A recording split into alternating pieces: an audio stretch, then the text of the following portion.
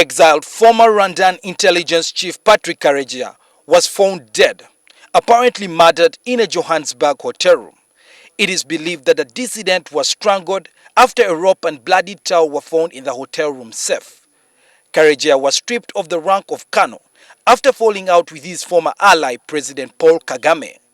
The 53-year-old had lived for the past 6 years in South Africa, where he had been granted political asylum, and from there he had started a political party, the Rwandan National Congress, alongside former Rwandan Army Chief, who's also in exile, Lieutenant General Faustino Kayumba Nyamwasa. Undoubtedly, it's a political assassination because Patrick Karegeya didn't have any problems with anybody in South Africa.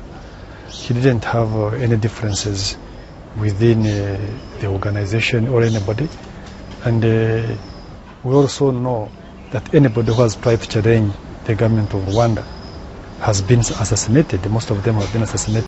Nyamwasa, who has survived 2 assassination attempts, only has bitter words for the current Rwanda regime as suspicions of foul play by the government continue to spread. Human rights activists have condemned these acts and pointed governance issues in Rwanda.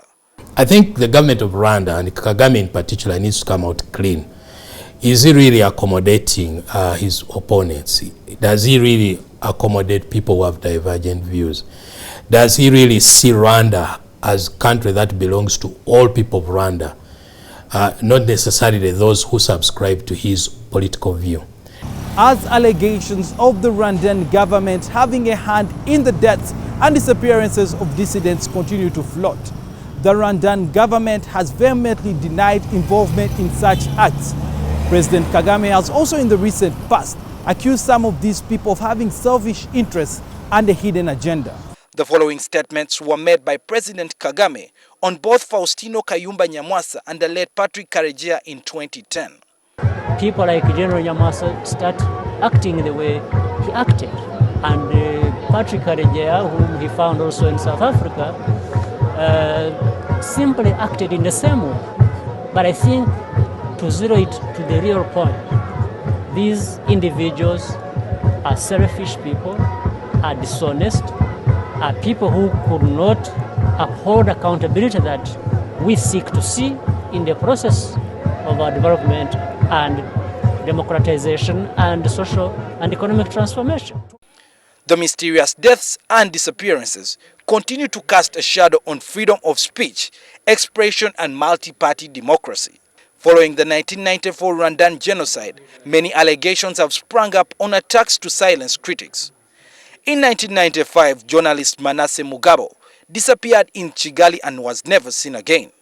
In 1996, the first post-genocide interior minister Sedan Shoga and businessman Augustin Bugiramfura was shot dead in Nairobi. In 1998, journalist Emmanuel Munyemazi disappeared in the Rwandan capital of Kigali.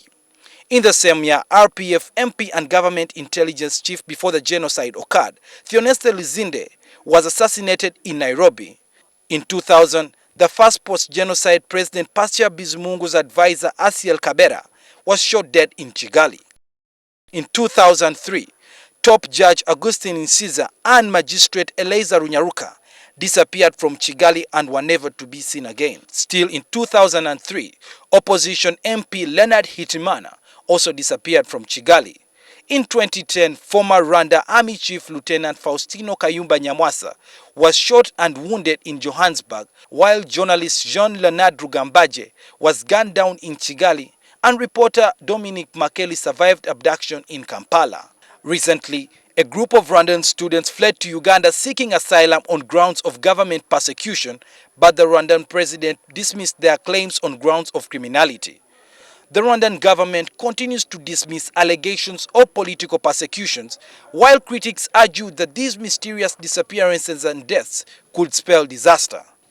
We are likely to see instability in that country. And of course, we should be mindful of the instabilities in the region now. For example, in South Sudan, in Eastern Congo, not long ago in the Republic of Burundi. As Rwanda continues to prosper with a ready growth in the economy and highly disciplined people, however, many questions still linger on whether this development has been fueled by instilling fear in people. Suhail Mugabe, NTV Weekend Edition.